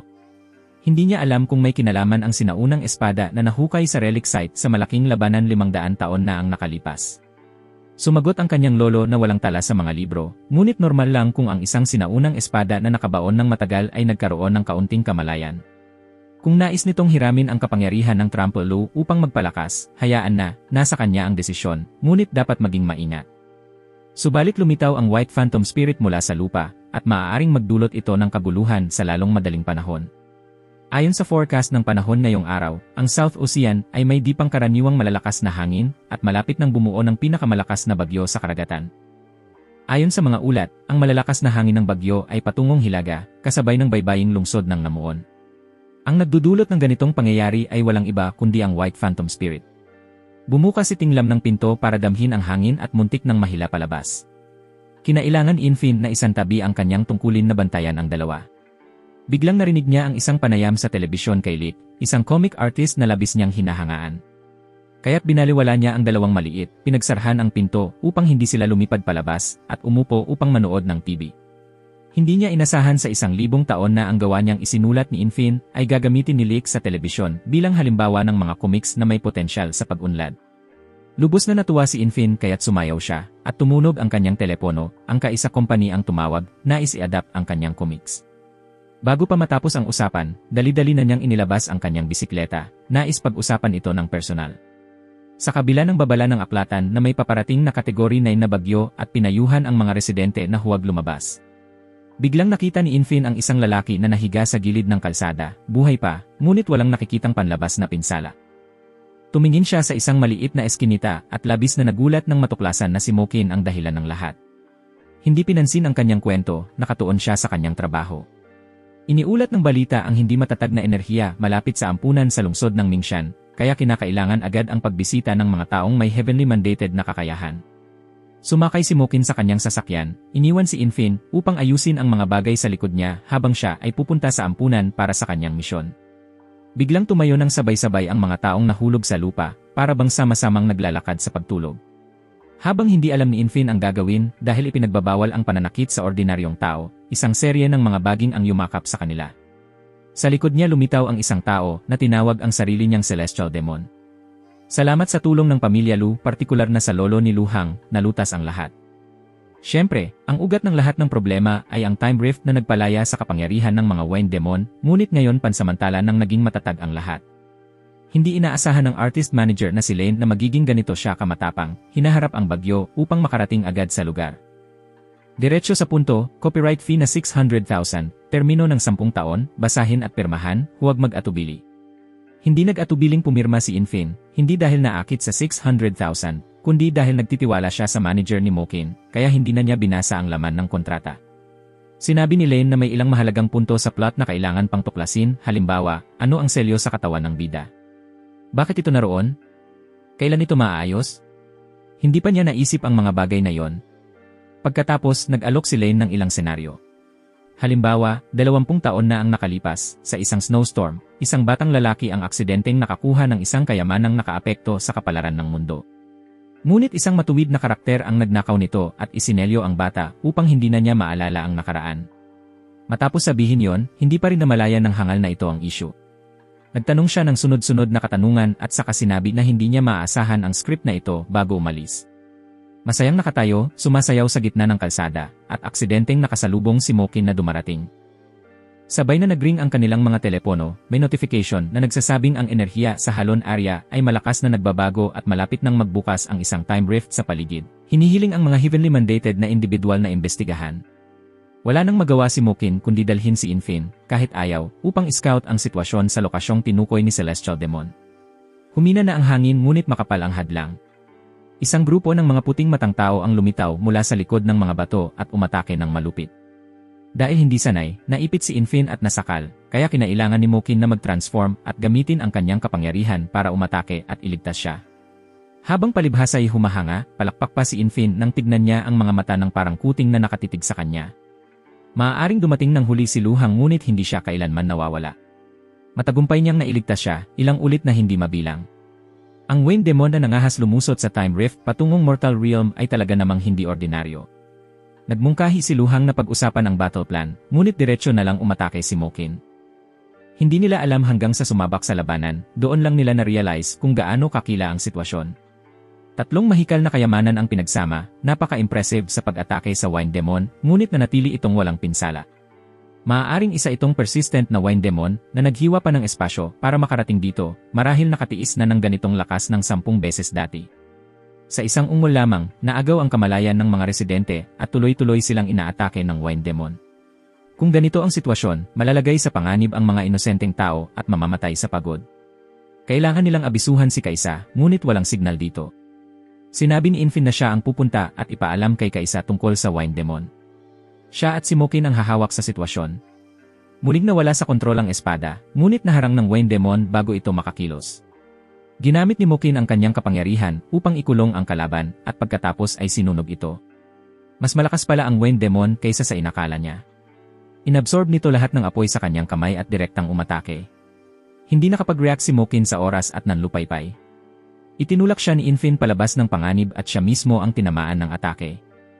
Hindi bumalik si Lu Hang dahil umalis at nagbalik, kundi dahil halos hindi siya makalabas. Anumang pagtatangka sa pag-alis sa barrier, ay ibabalik lang siya sa parehong lugar, parang paulit-ulit na loop. Mukhang wala nang ibang paraan kundi labanan hanggang kamatayan. Sa panig ni Kaisa, natuklasan nila na ang buong Halon area ay sakop ng espesyal na magnetic field, marahil sanhi ng walang pangalang Wind Demon. Napaka-espesyal ng sitwasyon, malaki ang katawan ng halimaw, ngunit sobrang mabilis kaya paulit-ulit na tinamaan si Bone Spirit nang hindi makakilos. Kahit dalawa laban sa isa, hindi nila makita ang anumang kahinaan. Matapos nito, nahimatay si Mokin, at si Luhang ay wala ng lakas para tumutol, tanging si Infin na lang ang natira. Sa wakas, sumabog ang potensyal na ibinigay ng langit kay Infin, nabasag ang selyo, at hinarap niya ang Wind Demon ng diretsyo. Matapos ilang swings ng kanyang espada, muling naipit siya ng mahigpit sa kamay ng halimaw. Ngunit hindi siya sumuko, kailangan niyang ipakita kung bakit siya ang bida, ang pinili ng langit, at hindi isang walang pangalang Wind Demon. Ginamit niya ang kanyang internal na kapangyarihan na nagdulot ng takot sa halimaw at pinakawalan siya. Nagpaligsahan sila sa laban hanggang sa naantig na rin si Mokin. Ang isang heavenly mandated ay hindi dapat sumuko kailanman. Tumayo siya mula sa pagkawalang malay upang makipagtulungan sa kanya. Mahigpit na hinawakan ni Liu Hang ang kanyang sandata. Sila ay tunay na baliw lahat. Sa wakas, natuklasan nila ang kahinaan ng Wind Demon sa kanyang tiyan. Si Bone Spirit ang mag-akit dito para sa kanyang pag-atake. Ngunit hindi ito naging madali. Dahil natuklasan ang kahinaan ng halimaw, naging mas mainat ito. Pagkasimula nitong umatake, isang alon ng kapangyarihan ang bumalot sa lahat, itinaboy ang Wind Demon palayo. Ang boses na yon ay kay Dr. Nana. Ngayon, 1 laban sa 4 ang sitwasyon, kung matatalo pa rin sila, talagang hindi nila alam saan itatago ang mukha. Gumamit ang 3 ng makinang na kadena upang itali ang halimaw para umatake si Infin. Matapos iyon, sa wakas ay nakamit nila ang tabumpay. Nang makita ang spirit core na lumulutang sa kalangitan, sa wakas nakaramdam ng ginhawa si Infin at nawalan ng malay. Kinabukasan, nagising si Infin ng bigla, nakaramdam ng kakaibang sakit sa kanyang puwit, kaya hinila niya pababa ang kanyang pantalon upang suriin. Natuklasan niya ang isang seal na ganap na lumaki sa gitna ng kanyang puwit. Ang eksenang ito ay nakita lamang ni Mokin na umalis ng walang sabi. Hindi nakaligtas sa sakuna si Liu Hang rin, nakita siya na nakababa ang pantalon, itinuturo ang kanyang puwit kay Kiri. Iniisip ni Elder Liu na ipaalam sa mga heavenly mandated ones na totoo ang alamat, ngunit natakot na magdulot ng takot na magbibigay ng pagkakataon sa White Phantom Spirit na umatake. Pumasok ang isa pang tao sa silid at diretsong binago ang usapan. Ipinakita niya ang isang larawan ni Infin. Mula nang maging isang heavenly mandated si Infin, muling naging aktibo ang White Phantom Spirit. Paano ito magiging simpleng pagkakataon? Ibinunyag din niya ang isang lihim. Ang ama ni Infin ay minsang espiya para sa White Phantom Spirit. Habang nagtataka pa rin si Infin kung bakit hindi nakalista si Dr. Nana sa Wind Demon Slaying roster, may pumasok na seryosong mukhang tao mula sa labas. Siya ay pilit dinala sa hukuman para sa paglilitis. Akala ni Infin, magiging tulad ng nakaraan nito, magsasalita lang ng ilang salita at magbabalik ng kalmado. Ngunit siya ay pinigilan ng lalaki. Pinilit siyang umamin at ibunyag kung paano siya nakipagtulungan kay Yumlo, ang kanyang tunay na ama, upang makipag-ugnayan sa Phantom Spirit. Ito ang unang beses na narinig niya ang tungkol dito. Paano siya aamin ng isang bagay na wala siyang alam? Ang insidente ay nangyari 20 taon na ang nakalipas, isang energy fluctuation event sa Snowy Mountains sa rehiyon ng Kolo. Ang mga K-fragments ay kinokolekta ng isang team na nagsimula, ngunit sa kasamaang palad, nagkaroon ng aksidente ang eroplano. Lahat ng heavenly mandated individuals ng Kolo ay nag-alay ng kanilang buhay. Higit sa kalahati ng ordinaryong tao ay namatay, at ang K-fragments ay nawala ng walang bakas. Ang tanging bakas ay ang bagay sa kamay ni Kolo, at si Inlo, ama ni Infin na tinaguriang war god, ay pumatay kay Kolo at nagnakaw ng K. Hindi makapaniwala si Infin sa kanyang naririnig. Sinubukan niyang itanggi ito, ngunit nauwi lamang sa masakit na electric shocks. Pinaghihinalaan ni Taoling si Infin, na tinaguriang Sword Knight, na nakipagtulungan sa White Phantom Spirit upang dalhin ang Wind Demons sa Mortal Realm. Hindi lamang siya ang napagbintangan, naharap din si Liu Hang sa isang mahirap na sitwasyon.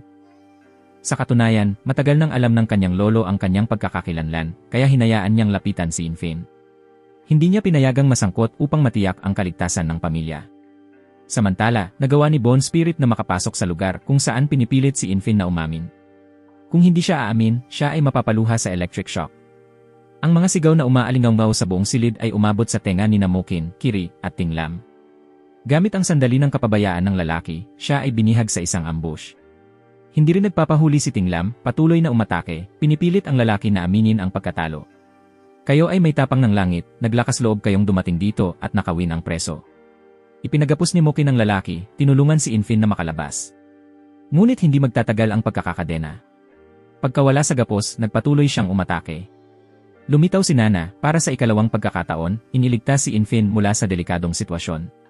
Malinaw sa batas na pagkatapos ng takdang oras ng interogasyon, dapat pakawalan ang tao.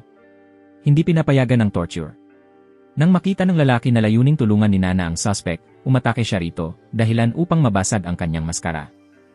Lumabas na inatasan din siya ng kaisa na lapitan si Infin. Kinailangan munang mabilis na dalhin ni Bone Spirit si Infin palayo. Sa kalagitnaan ng daan, hinabol sila ng mga tao. Desperado, siya ang unang itinapon si Infin palabas, saka siya bumalik upang harapin ang sitwasyon. Nahulog si Infin sa kalsada, nakadapa, iniisip ang sinabi ng lalaking iyon. Dumating ang mga tao, naghagis ng itlog sa kanya dahil naniniwala rin silang traitor siya. Wala siyang magawa kundi humiga at tiisin ito. Lumipas ang ilang oras, nakaupo pa rin si Infin sa tabi ng bintana. Hindi kumakain, hindi umiinom, hindi gumagalaw. Nag-aalala si Kiri na baka matrauma siya at talikuran ang misyon, kaya kinailangan nitong maghanap ng paraan para aliwin siya. Ngunit ang mga clumsy na salita ng batang ito ay para bang suntok sa mukha sa bawat pagbigkas. Patuloy na pinananatili ni Infin ang kanyang parang walang kaluluwang estado. Tiningnan ni Kiri ang abiso mula sa mga opisyal. Ang resulta ng investigasyon kung siya ba ay espiya ng White Phantom Spirit ay ilalabas sa loob ng 3 araw at hiniling sa mga tao na huwag magpakalat ng chismis na makagugulo sa kapayapaan. Maaaring nasabi iyon, ngunit sumabog na ang chat group na hinihingi ang permanenteng pagpapatalsik kay Infin.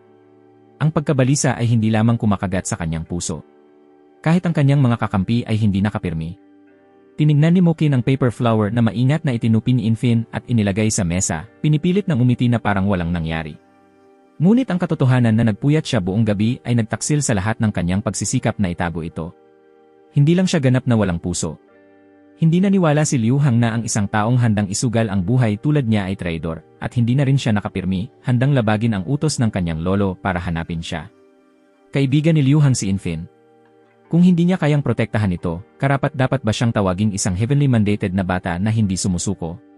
Noong parehong araw, parehong natakot si Kiri at tinglam nang madiskubre na siya ay nawala ng walang bakas.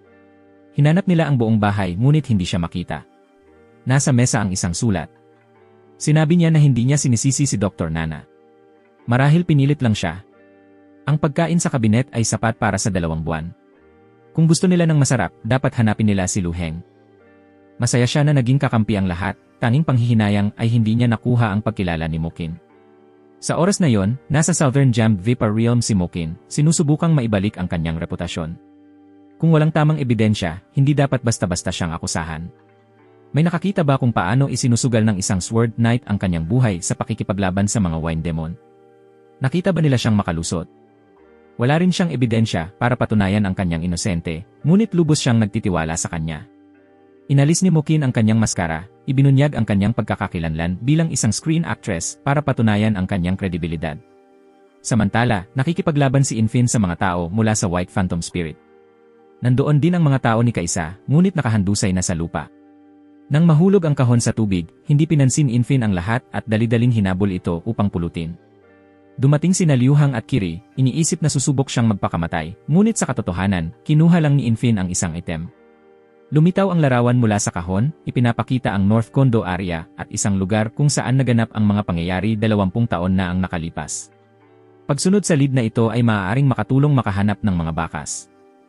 Ang gawaing ito ay ipinagkatiwala kay Dr. Nana na kailangan talagang makahanap ng mga bakas bago pa makagawa ng galaw ang White Phantom Spirit. Tungkol naman kay Lu Hang, sinabi ng kanyang lolo na hindi ito bagay na kaya niyang harapin at ipinadala siya palayo. Alam niyang hindi susuko si Lu Hang, ang isang batang agila na natututo pang lumipad ay o kaya'y mababasag ang ulo o mapapagod sa pagsubok. Ang mga tao ni Kaisa na nakatagpo na ng Phantom Spirit noon ay sa kabutihang palad ay hindi nasaktan. Hindi pinalampas ni Nana ang pagkakataon na magsalita para kay Infin. Ang taong iyon noong araw ay iniligtas ni Infin gamit ang kanyang kakayahan, wala siyang kapasidad maging espiya. May isa pang bagay, noong naganap ang insidente sa Wine Demon, na-detect ni Nana na ang kapangyarihan ng bumuo ang bagyo ay lumampas sa prediksyon. Ibig sabihin, may mas malakas na Wine Demon na naghahanap ng pagkakataon na pumunta sa Mortal Realm. Sinabi ni Nana na kailangan nila ng kapangyarihan gaya ng sa mga Sword Knight para malinis itong mapuksa. Kung magpakita ng kahina-hinalang kilos si Infin, siya mismo ang magbabalot at magdadala sa kanya para harapin ang kaso. Hindi naging mahirap si Old Lu. Marahil ay medyo nagtitiwala siya sa bata, at mas higit na nagtitiwala siya sa sinabi ni Nana, kaya agad siyang pumayag. Sa panahong ito, si Infin ay patuloy pa ring nagkakalat sa bundok na may nyebe, naghahanap ng ebidensya upang linisin ang pangalan ng kanyang ama at ang sarili niya. May matibay siyang tiwala sa kanyang swerte na hindi siya mamamatay dito, kaya naglalakad na lang siya nang walang iniintindi. Pagkalipas ng kalahating araw, sa wakas ay nakita niya ang lokasyon na minarkahan sa mapa, kahit na may ilang hadlang sa pagitan. Habang nakatayo roon na parang naliligaw sa isip, nagsimulang gumuho ang nyebe sa ilalim ng kanyang mga paa. Sinubukang tumakbo ni Infin, ngunit hindi niya naabot ang ligtas na lugar sa oras. Sa kritikal na sandali, naroon pa rin ang matapang na si Liu Hang. Ginamit nito ang tubig upang tulungan siyang lumapad, at nauwi siya sa mga bisig ni Mokin. Naroroon ang lahat. Ipinaliwanag ni Nana na 20 taon na ang nakalipas, ang kanyang kapatid na babae ay isa ring kasapi ng kaisa at namatay sa insidente sa Snow Mountain. Lumapit siya kay Infin upang imbestigahan ang katotohanan. Tungkol naman kay Mokin, sinabi nito na ayaw niyang bumuo ng koponan, ngunit sa kanya, iba ang sitwasyon. Binisi Infin at hindi nakinig, kaya gumawa siya ng sariling palagay. Karaniwang may Destiny Jade ang normal na tao para sa proteksyon, ngunit siya ay nakasil, kaya ngayon ay sobrang lamig na niya. Nang masabi niya ito, napagtanto niyang nagkamali siya at mabilis na pinatungan ang kanyang bibig. Wala silang makitang anuman ngayon. Pagdating nila sa bahay, susuriin siya ni Nana. Sa kabilang banda, malapit lang din ang arkeolohikal na lugar ni Muya. Ikinuwento niya sa lahat ang natuklasan sa kamakailang paghuhukay. Isang kalansay na hugis tao na may hawak na wine demon jade. Nang marinig ito, nagulat ang lahat. Delikado ang lugar na ito, kaya hindi sila pwedeng manatili ng matagal. Biglang yumanig ang bundok. Habang nag-iwas sila, natuklasan nila ang bangkay ng isang eroplano. Unti-unti, nagsimulang bumalik ang mga nawalang alaala ni Infin. Biglang lumitaw ang tao mula sa White Phantom Spirit na inatake ni Infin para makuha ang kahon. Ngayon, sila ay napalilibutan. Ang pinuno, na nakasuot ng kakaiba kumpara sa iba, ay iniwag ang kamay upang palayain ang iba. Sinabi niyang si Infin Lin lamang ang kailangan niya. Parang siya ay kakaiba ngunit pamilyar din. Wala nang iba kundi ang manager ni Mokin, si Lane. Lahat ay heavily mandated. Ngunit ang taong ito ay may masasamang intensyon, dahil si Lane ay hindi kontento sa pagkakaroon ng pambihirang identidad habang kailangan pang protektahan ang mga ordinaryong tao. Sa huli, hindi rin naman ganoon kagaling ang kaisa. Ang ipinahiwatig ni Lane ay ang nasa likod ng paglaganap ng mga wine demon ay ang mismong kaisa. Hindi na matiis ni Liu Hang kaya direkta siyang umatake. Inutusan ni Lane ang kanyang mga tauhan na dakpin si Infin, hindi iniintindi kung mabubuhay o mamatay ang iba. Hindi ganap ang kakayahan ni Lane. Sa harap ng Bone Spirit, naranasan pa rin niya ang mabagsik na pagkatalo. Tinanong siya kung bakit siya lumapit sa kanya. Bahagyang biro at bahagyang seryoso, sumagot si Lane na gusto niyang makita kung hanggang saan aabot ang pagsusumikap ng isang ulila. At kung hindi nasiyahan si Mokin sa sagot na yon, pwede niyang subukang hulaan. Agad siyang pinagsuntok ni Mokin. Wala si Mokin balak tapusin ang isang taong naging katuwang niya sa loob ng 5 taon, kaya inapos niya si Lane sa isang bato. Ngumiti si Lane na parang nahulaan na niya ang kinalabasan. Sa pangkalahatan, kung ito lang ang kapangyarihan, hindi siya atras kahit ang kanyang lolo pa ang kaaway. Ngunit ang problema, handa siya rito.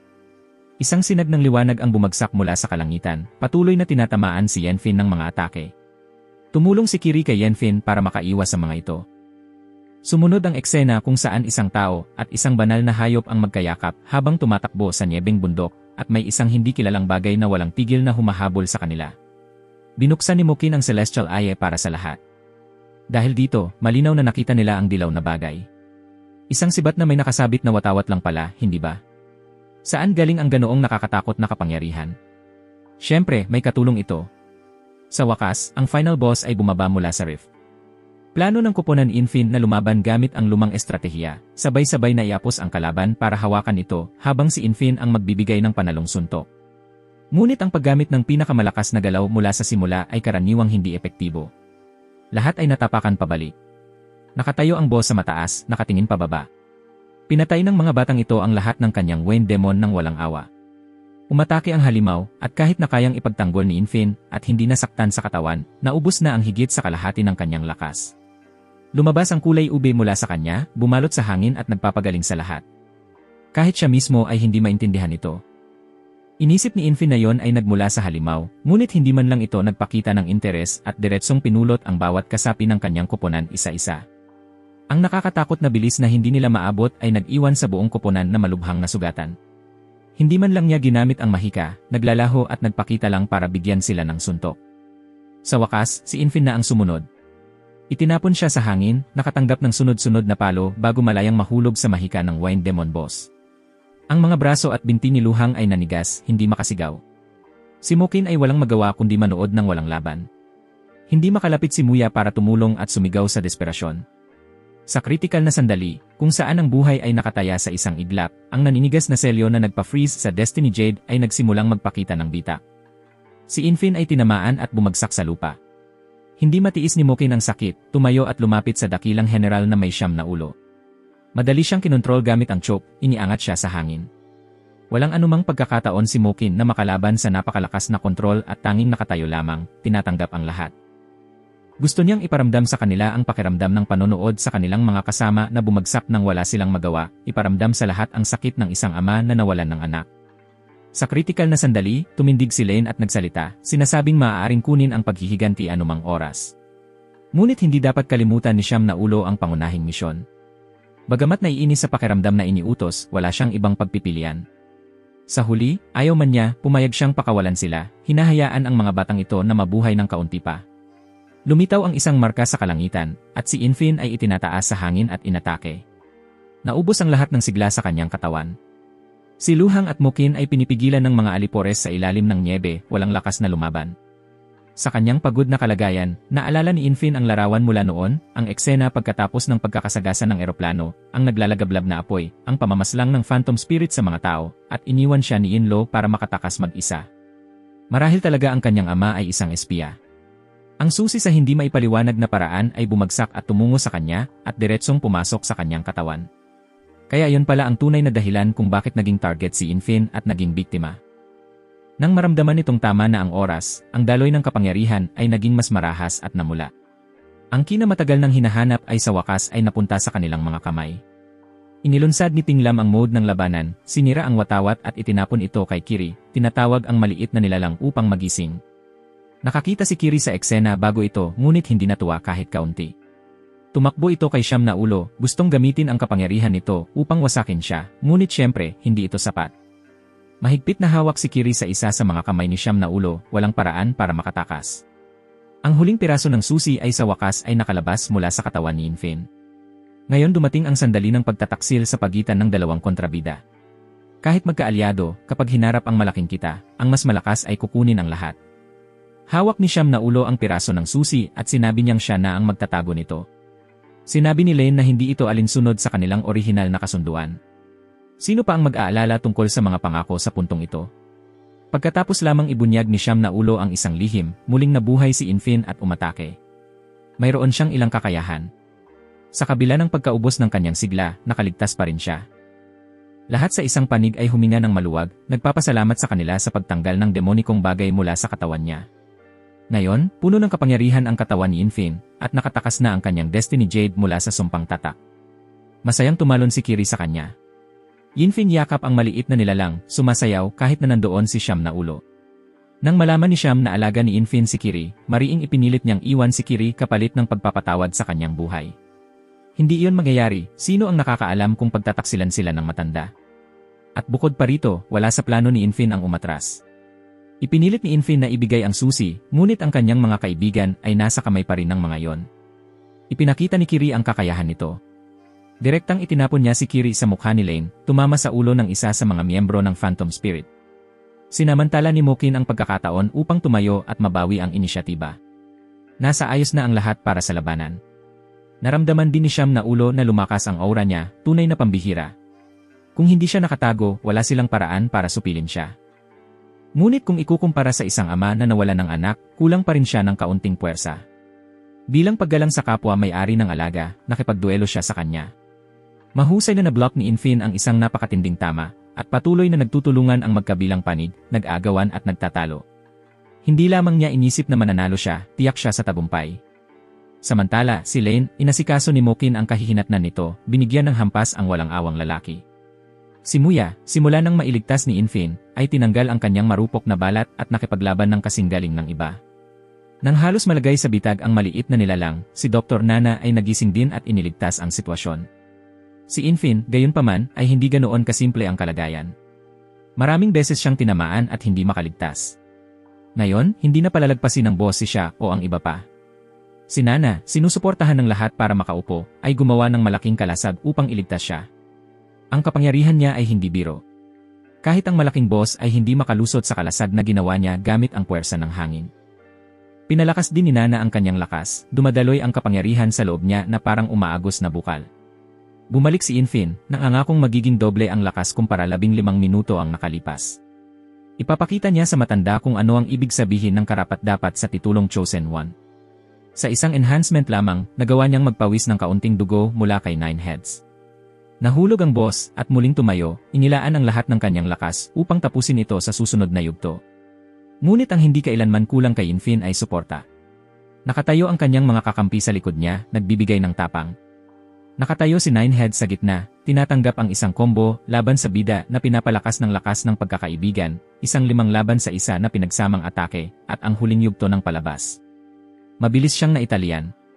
Nang siya ay nakalaya, huli na para tumakas. Hawak ni Infin ang key fragment sa kanyang kamay, at itinaas ang ulo ng may pagmamalaki. Dumating na ang 3 araw na deadline para ipahayag ang pagkakakilanlan ni Infin, at sabik na ang mga tao. Sa wakas, lumabas ang kaisa, hindi para ipahayag ang kanyang pagkakakilanlan, kundi upang tanggapin ang bayani ng sangkatauhan pabalik. Sa Mingshan University, nakatayo si Mokin sa tabi ng lawa, malalim ang iniisip. Sa kabutihang palad, mabilis na gumagaling ang sugat ng lahat. Lumabas si Infin upang tanungin kung nakakita na siya ng bagong manager. Hindi iyon mahirap, ngunit ang mga bakas tungkol sa kanyang ama ay nagkawatak-watak. Hindi siya susuko. Tiyak niyang malalaman ang katotohanan. Kung gaano karaming impormasyon ang makukuha nila mula kay Lain ay nakasalalay sa kaisa. Dumating si Moya upang pangunahan sila sa archaeological site. Dito, patuloy na natuklasan ng lahat ang kakaibang kalansay.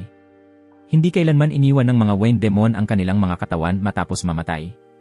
Ang kalansay na ito ay kahawig ng isa sa bundok, mula sa parehong individual, na may 79% pagkakatugma sa mga buto ng tao. Nang abutin ni Mokin upang hawakan ito, hinila siya ng isang puwersa papunta sa isang malalim na hukay sa likod.